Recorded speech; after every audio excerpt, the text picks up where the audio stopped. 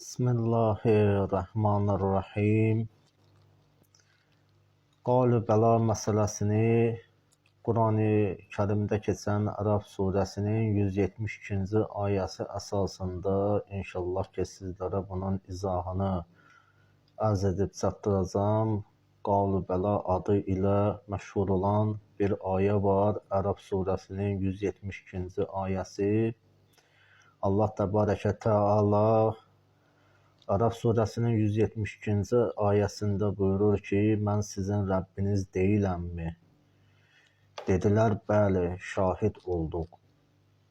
Bu ayə Ələst aləmi və ya Qalu bəla adı ilə məşhurdur. Əlləmə Təbətəbai özünün Əl-Mizan fi Təfsilil Quran əsərində bu mövzunu dərin fəlsəfi və irfani şəkildə şərh edir.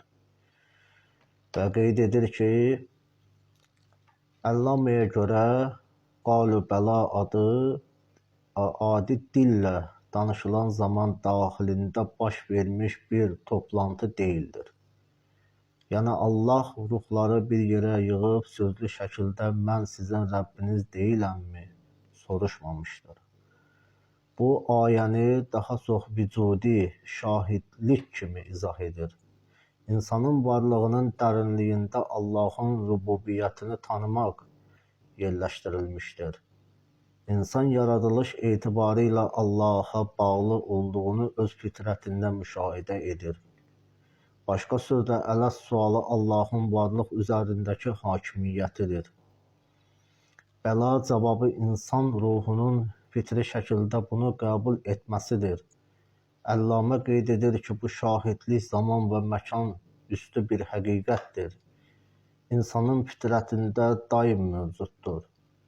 Qiyamətdə insanın Allaha qarşı bəhanəsini aradan qaldırır.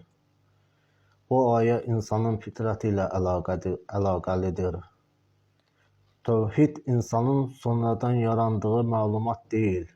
İnsan öz nəfsinin dərinliyində Allahın varlığını hüzuri elm ilə dərk edir. Bu səbəbdən insan çətinlik anında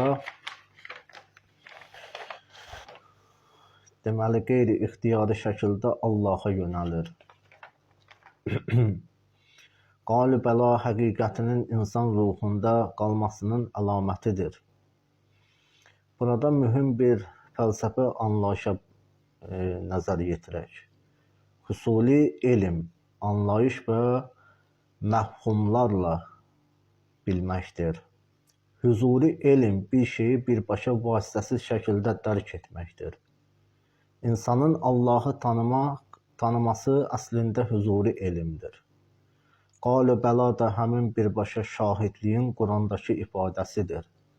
Ələs aləmin maddi dünyadan əvvəl alicə fiziki bir məkan deyil. İnsan ruhunun Allah qarşısındakı ontoloji bağlılığının bəyanıdır.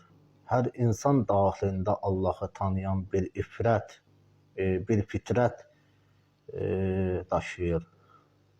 Günah və qəflət bu fitrəti örtə bilər, amma tam məhv edə bilməz.